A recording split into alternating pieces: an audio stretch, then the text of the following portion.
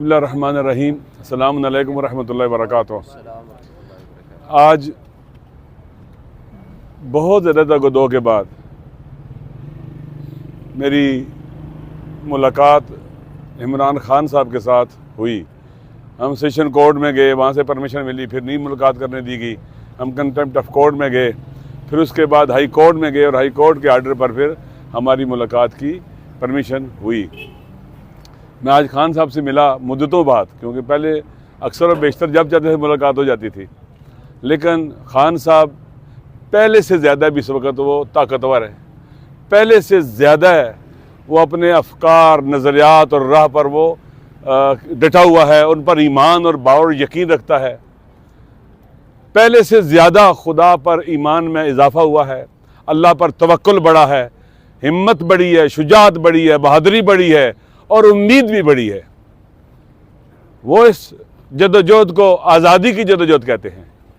अपने वतन को इस तरह से बना दे कि हर कोई आज़ादी इजहार और जितने भी इसके बुनियादी इंसानी हकूक़ हैं, अकायद की आज़ादी है, इजहार और बयान की आज़ादी है, फ्री मूवमेंट की आज़ादी, जितनी भी आज़ादियाँ हैं लोगों को मिलें। हमारे अदलिया और इदारे बावकार हों, हमारी पार्लियामेंट बावकार हो, वहाँ जो लोग बैठे हों वो अवाम के हकीकी नुमाइंदे हों। पैसों के ज़रिए, करप्शन के ज़रिए, फसाद के ज़रिए, ज़बरदस्ती लोगों को डरा धमका कर वोट लेकर पार्लियामेंट में ना जाएं, धांधली के ज़रिए ना जाएं। आज़ाद करना है, तमाम इदारों को आज़ाद करना है।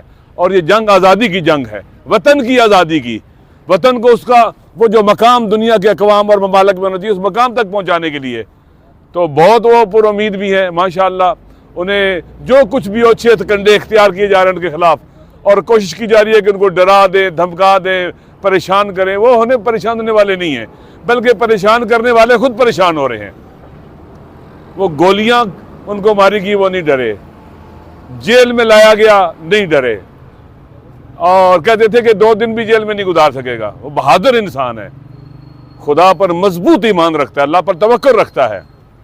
और आखिरी बात जो हुई तो उन्होंने कहा कि लोगों को पैगाम दे देना कि हम आज़ादी के लिए उठे हैं। ये आज़ादी की जंग है, ये इलेक्शन, ये वो इलेक्शन है जो वतन को आज़ाद करेगा, गुलामी की से निजात दिलाएगा। गैरों के गुलाम बन के रहना ये कुरान के खिलाफ है। सिर्फ गुलामी अल्लाह की और किसी की गुलामी नहीं है। बंदा सिर्फ अल्लाह का और किसी का बंदा नहीं है। लिहाजा वो कुरान का उन्होंने जो मुतालिया कर रहे हैं, कुरान को जो पढ़ रहे हैं, वो खुद कहते हैं कि मेरी नॉलेज में बहुत इजाफा हो रहा है।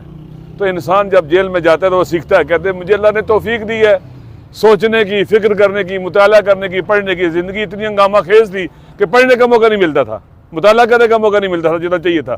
अल्हम्दुलिल्लाह इबादत का भी बेहतरीन मौका मिलता है, कुरान की तलावत का मौका मिलता है। कहते हैं 3 बार कुरान ख़त्म किया है। इस तरह से फिर अब बाकायदा कुरान को तफसीर के साथ और मफाहिम के साथ पढ़ रहा हूँ। तो ये एक इंसान है जो जेल में आने के बाद खौफजदा नहीं हुआ, उसके प्लेटलेट्स जो है ना वो नीचे नहीं गए हैं, और वो बीमार भी नहीं हुआ अल्हम्दुलिल्लाह। जेल में आने के बाद वो सेहतमंद है, अल्हम्दुलिल्लाह सेहतमंद है बज़ाहिर, तो डटे हुए हैं। और मुझे भी खुशी हुई है कि हम जिसके साथ खड़े और हम इकट्ठे खड़े हैं जिस जगह के ऊपर, वो शख्स दलेर है, बहादुर है, शुजा है, अपने वतन के साथ बावफा है, अपनी कौम और मिल्लत के साथ भी बावफा है। तो अल्हम्दुलिल्लाह ऐसा शख्स किबरीत अहमर होता है। वो पाकिस्तान के अवाम को एक कौम बनाने का सफ़र जो है जारी किए हुए है। कि आपको पता है कि हमें टुकड़ों में बांटा गया है, हमें शिया सुन्नी की तफरीक में डाला गया, इलाकाइयत, लसानियत, महाजर, सिंधी, बलोच, पश्तून, पंजाबी, सराइकी टुकड़ों में बांट के नफरतें पैदा की गई ताकि हम एक कौम न बन सकें, और हमें टुकड़ों में बांट कर हम पर फिर मुसल्लत हुआ जाए। अवाम की जो सोशल पावर होती है सोसाइटी की, उसको कुचला गया है। अब कौम खड़ी है, गुज़श्ता आपको पता है कि पिछले साल अप्रैल से डटी हुई है।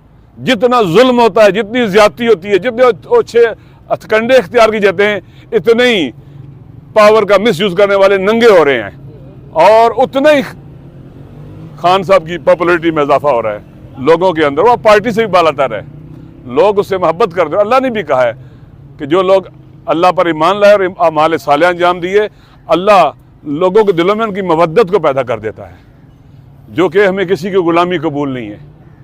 आज़ादी की बात करे, हुर्रियत की बात करे, शुजाअत और बहादुरी की बात करे, तो ऐसा शख्स वाकईन पाकिस्तान की सरजमीन पर आप जानते हैं कि लीडरों को आप जानते हैं, पाकिस्तान के जो लीडर हैं सारे के सारे, उनके हुलियों से आप वाकिफ़ हैं। तो शुक्र खुदा है कि अपनी कौम और मिल्लत उस शख्स के पीछे खड़ी हो गई है जो इस काबिल है कि उस पर एतमाद किया जा सके। अल्हम्दुलिल्लाह। देखें, पाकिस्तान के अंदर कानून की हुक्मरानी है। हर वो फोर्स जो लाकानूनी फैलाती है उससे आज़ादी है। पाकिस्तान के अंदर आइन की हुक्मरानी चाहिए, कानून की अमलदारी। आइन को जिन्होंने जरगमार बनने से आज़ादी, आलमी कुव्वतों से आज़ादी, उनके हमारे अमूर में दखालत से आज़ादी। हम उनके साथ लग के अपने पाकिस्तान को तबाह बर्बाद किया। पहले टूटा है, अब बाकी मंदा पाकिस्तान देखें जंग की हालत पेश कर रहा है, तबाह बर्बाद है, माशी तौर पर, सियासी तौर पर बहरान है, सिक्योरिटी के बहुत मुश्किलात और मसाइल हैं जिनके साथ हम खड़े हैं। इन सब से आज़ाद हों ताकि पाकिस्तान के अवाम तय करें कि हमने किस तरफ जाना है। पाकिस्तान के अवाम तय करे कि हमारी मंजिल क्या है, रास्ता क्या है, हमने उधर जाना है। न ये कि हमारे लिए बाहर से तय हो जाए और वो फैसला करें और हम जनाब उनके गुलामों की तरह सर झुका के उस पर अमल करें। मेरे ख्याल में ना ये कुरान इजाज़त देता है, ना सुन्नत, ना अम्बिया औलिया खुदा, ना हमारे शोदा और वो अजीम लोग जो हमारे पेशरो थे, कोई भी नहीं इजाज़त देता कि हम गुलामी की तोक गले में डालकर सर झुकाकर इन जालिमों के पीछे चलें जो गजा के बच्चों के कातिल हैं। अमेरिका गजा के बच्चों का कातिल है, इसराइल गजा के बच्चों का कातिल है। उसने कहा था हम इसराइल को तस्लीम नहीं करेंगे। अमेरिका को कहा था कि आप गुलामी कबूल नहीं करेंगे। आज आप देख ले गजा में कौन कातिल है? 30,000 के करीब बच्चों का, औरतों का और मर्दों का, बेगुनाहों का कातिल इसराइल। इसके साथ आप सफारती तल्लुकात कायम करना चाहते थे जो कातिल है। और अमेरिका जो उसको असला भेज रहा है, जहाज दे रहा है, तोपें दे रहा है, सब कुछ दे रहा है उसको असला। और अमेरिकी कमांड एंड कंट्रोल सेंटर वहां बना हुआ है गजा के लोगों को मारने के लिए, उन बच्चों औरतों को मारने के लिए। तो इनसे आजादी, अरब हुक्मरान इनके गुलाम है। देखें, सब कुछ रखने के बावजूद उनके हाथ बंधे हुए कैदियों की तरह है, वो गुलाम है। वो अमेरिका के मुकाबले में गजा के मजलूम की हिमायत नहीं कर सकते। इसलिए आज़ादी वसी माना रखती है और इंशाअल्लाह हम आज़ादी के सफ़र में इकट्ठे हैं और खून के आखिरी कतरे तक, आखिरी सांस तक इस रास्ते पे चलते रहेंगे। शुक्रिया।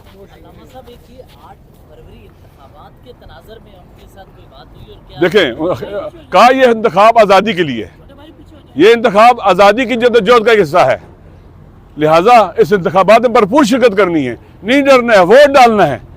ये मरहला है उन लोगों को मायूस करने का जो मायूस करना चाहते थे अवाम को कि खान के ऊपर पाबंदियां लगा दी गई हैं, जेल डाल दिया गया है, बल्ला चला गया है, फलां चला गया है, ताकि लोग मायूस हो और वोट न डालें। नहीं, निकलना है, मायूस करने वालों को मायूस करना है। और ये आपका कानूनी हक है पाकिस्तान के अवाम का, हक के इंतखाब। ये जैसे राइट टू लिव है ना, ये हक है इंसानों का, हक के इंतखाब भी उनका राइट है। लिहाजा इससे कोई उनको नहीं छीन सकता। निकले घरों से बाहर, वोट डालें और जुल्म की दीवारों को धक्का और दें। इंशाअल्लाह ये दीवार गिरने वाली है। देखें, बात सुने, हम इकट्ठे हैं, ये सफ़र हमारा इकट्ठा है, बयानिए पर हमने इकट्ठे साइन किए हुए हैं और इंशाअल्लाह ये रास्ता इज्जत का रास्ता है और फिर कुर्बानी देने का रास्ता है। हम करबला वालों के मानने वाले हैं, हम कुर्बानी देने में सबसे आगे होंगे इंशाअल्लाह।